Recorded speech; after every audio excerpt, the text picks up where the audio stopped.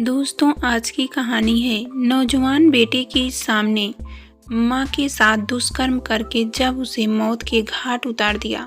कहानी पसंद आए तो वीडियो को लाइक एवं सब्सक्राइब जरूर करना। विमला जी का रो रो कर बुरा हाल था। उनका इकलौता बेटा मनीष 10 दिन से लापता था। सबने समझाया कि थाने में रिपोर्ट दर्ज करवा देनी चाहिए, लेकिन इस बात पर वे चुप्पी साध लेती थी।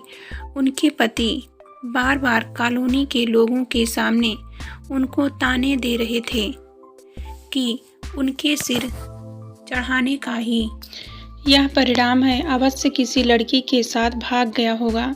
जब पैसे खत्म होंगे तो अपने आप घर लौट आएगा। अचानक एक दिन विमला भी घर से गई और लौट कर नहीं आई तो उनके पति और कॉलोनी वासियों का माथा ठनका कि जरूर दाल में कुछ काला है। पुलिस में रिपोर्ट लिखवाई गई। विमला जी की खोज जोर शोर से की जाने लगी। सबने अंदाजा लगाया कि माँ बेटे दोनों के लापता होने के पीछे एक ही कारण होगा। पुलिस ने घर के आसपास तथा उन सभी स्थानों पर उनको तलाशा जहां उनके जाने की संभावना थी, लेकिन सब बेकार। कॉलोनी के पास ही एक कोठी थी जिसमें कोई नहीं रहता था। लोगों का मानना था कि उसमें भूत रहते हैं, इसलिए वह भूतहा कोठी कही जाती थी। किसी की उसके अंदर जाने की हिम्मत नहीं होती थी। पुलिस ने वहां भी छानबीन करनी चाहिए। अंदर का भयावह दृश्य देखकर पुलिस वाले और कॉलोनी वाले सन्न रह गए। विमला जी की लाश वहां पड़ी थी। पूरा शरीर चाकुओं से गूदा हुआ था। हाथों में जो मोटे मोटे सोने के कंगन थे और गले में 5 तोले की चैन पहनी रहती थी, वे सब गायब थे। उनके आभूषण रहित नग्न शरीर को उनकी ही साड़ी से ढक कर रखा गया था। बहुत से लोग अटकलें लगाया करते थे कि उस कोठी को भूतहा कोठी कहकर जानबूझकर बदनाम किया गया था, जिससे उसमें डर के मारे कोई प्रवेश न करे। वास्तविकता यह थी कि उस कोठी को आपराधिक गतिविधियों को अंजाम देने के लिए इस्तेमाल किया जाता था। कॉलोनी में सनसनी फैल गई। पुलिस कार्रवाई करके चली गई।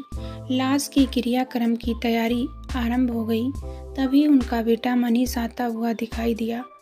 सब लोग विस्फारित आंखों से आवक उसकी ओर देख रहे थे। वह भी अपनी मां की लाश देखकर शक्ति में आ गया था और पेड़ की डाल की तरफ टूटकर अपनी मां से लिपट कर खूब रोया। फिर उसने जो वृत्तांत सुनाया उसे सुनकर सभी सन्न रह गए। उसने बताया, मैं घर से भागा नहीं, मुझे दुकान से लौटते हुए कुछ लोगों ने किडनैप कर लिया था और अगले दिन से ही माँ से 50 लाख रुपए की फिरौती की मांग करने लगे थे।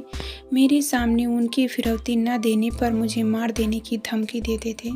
उनका फ़ोन स्पीकर पर रहता था। मेरी माँ ने इतना रुपए न देने की असमर्थता जताई तो ऊंची आवाज़ में उनको धमकाते थे कि चाहे जैसे भी दो, हमें पैसा चाहिए।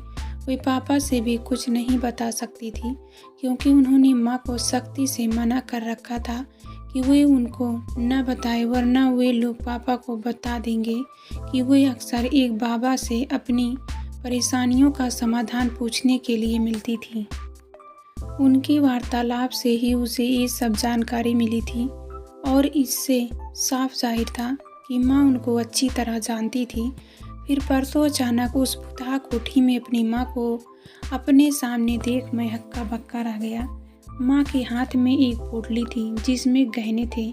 माँ तो वहीं खड़ी रही और मुझे आधी रात को एक कार में ले जाकर कहीं दूर छोड़ दिया था। मुझे माँ से गले लग कर रोने भी नहीं दिया।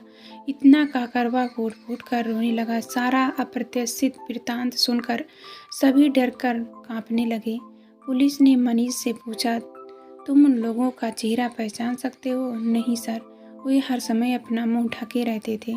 पुलिस को सारी स्थिति समझने में देर नहीं लगी। पुलिस ने कहा, अपराधियों ने गहने मिलने के बाद लड़के को तो छोड़ दिया क्योंकि वह तो उन्हें पहचान ही नहीं पाया था और माँ को जान से मार दिया कि कहीं वह घर जाकर उनका भेद न खोल दे। थोड़ी देर सोचकर जांच अधिकारी ने कहा, ठीक है, हम पूरी कोशिश करेंगे। अपराधी को ढूंढने की प्रतिदिन ही कुछ न कुछ बाबाओं की क्रिकुत मीडिया के द्वारा तथा इधर उधर से सुनने को मिलते हैं। फिर भी लोग न जाने क्यों इतने अंधविश्वासी होते हैं कि उनके जाल में फंस जाते हैं और एक बार फंसने के बाद ये ढोंगी अपने ग्राहक को ऐसा सम्मोहित कर लेते हैं कि फिर उनसे पीछा छुड़ाना असंभव सा हो जाता है। लेकिन बाबाओं के चक्कर में पड़ने के पीछे पारिवारिक पृष्ठभूमि भी बहुत बड़ा कारण होती है। उसका ही ये लोग फायदा उठाते हैं और विमला जी तथा उनके क्रियाकलापों ऐसे ही थे। विमला जी कॉलोनी में फर्स्ट फ्लोर पर पिछले 5 वर्षों से रह रही थी। अक्सर वे आंगन में घूमती दिखाई पड़ जाती थी। कपड़े धोना, सब्जी काटना, बर्तन साफ करना, स्वेटर बुनना, कंघी करना आदि जैसे उनके घर का सारा काम आंगन में ही सिमट कर आ गया हो।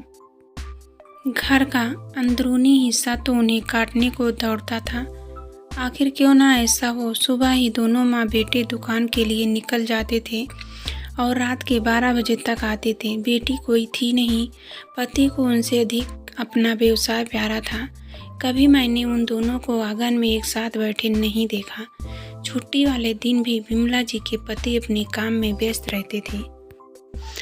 पैसों की बहुतायत होने के कारण उनका इकलौता बेटा मनीष बुरी आदतों का शिकार हो गया था। इस कारण विमला जी बहुत परेशान रहती थी। अक्सर उनके अपने बेटे पर चिल्लाने की जोर जोर से आवाज़ें सबके घर तक आती थी। उनको इस बात की तनिक भी परवाह नहीं थी कि सुनने वालों की क्या प्रतिक्रिया होगी। विमला जी पढ़ी लिखी नहीं थी।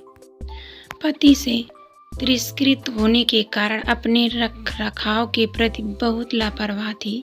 यूँ भी कह सकते हैं कि विमला जी इस लापरवाही के कारण ही उनके पति उनसे दूर दूर रहते थे।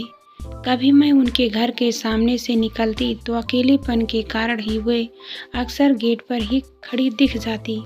वे अक्सर मुझे बड़े आग्रह से अपने घर के अंदर बुलाती, लेकिन बैठती आंगन में ही थी। वहीं बैठे हुए घर के अंदर का दृश्य देखने लायक होता था। ऐसा लगता था जैसे अभी चोर आकर गए हों। उनकी ओर दृष्टि जाती तो चेहरा ऐसा लगता जैसे सुबह से धोया तक नहीं है। कपड़े मैले कुचैले होते, बाल बिखरे होते, लगता जैसे घर के काम में उनका बिल्कुल रुझान नहीं है और अपने आप से भी उन्हें दुश्मनी जैसी है। समझ नहीं आता था कि कोई गतिविधि न होने के कारण वे सारा दिन काटती कैसी थी। उनकी इस प्रवृत्ति के कारण कोई उनके घर नहीं जाना चाहता था, लेकिन कभी कभी उनके अकेलेपन पर तरस आ जाता था और मैं उनके घर चली जाती थी। पूरी कॉलोनी में उनके रवैये के चर्चे होते थे कि इतना पैसा होने पर भी उन्होंने अपना यह हाल क्यों बना रखा है। अपनी व्यक्तिगत बातें वे किसी से साझा नहीं करती थी, इसलिए सबको वे बड़ी रहस्यमय लगती थी। किसी से तवज्जो न मिलने के कारण दिशाहीन होकर अपने आप में उलझी रहती थी। उन्हें यह समझ नहीं थी कि जवान होते हुए बेटे के साथ दोस्ताना व्यवहार रखना कितना आवश्यक था। उनके पति को तो बेटे से अपने व्यवसाय में पूरा सहयोग मिल रहा था, पर वह काम के सिलसिले में बाहर जाकर क्या करता था उन्हें कोई मतलब नहीं था। लेकिन विमला से उसके देर रात घर आने पर उसके क्रियाकलाप देखकर कुछ भी छिपा नहीं था। उन्हें कुछ समझ नहीं आया तो बाबा की शरण ली। वे भविष्य तो बताते ही थे, साथ में उपाय भी बताते थे और विमला जी उन उपायों को अपने बेटे के लिए अपनाती भी थी। धीरे धीरे बाबा के वर्चस्व का उन पर इतना प्रभाव पड़ा कि वे अक्सर उनका प्रवचन सुनने उनके पास चली जाती थी। इस क्रियाकलाप से उनके पति और बेटा अभिज्ञ थे।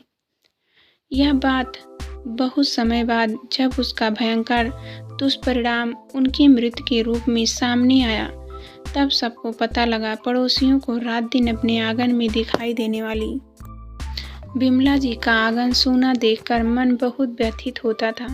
काश वे पढ़ी लिखी होती और अंधविश्वास में पढ़कर बाबाओं के पास चक्कर लगाने के स्थान पर अच्छी पुस्तकें पढ़ती, अच्छे लोगों से संपर्क में रहकर अपनी समस्याओं का समाधान ढूंढती। कहते हैं अपना दुख बांटने से वह आधा रह जाता है। उनकी नासमझी के कारण उनकी स्वयं की तो दर्दनाक मृत्यु हुई है। साथ में परिवार की जड़ें भी हिल गई। इस सब के लिए उनके पति भी कम दोषी नहीं थे, जिनको यह समझ नहीं थी कि पत्नी को भौतिक सुख के साथ भावनात्मक संबल भी चाहिए होता है। विमला जी की त्रयोदशी शायद कुछ लोगों की आंखें खोल सके।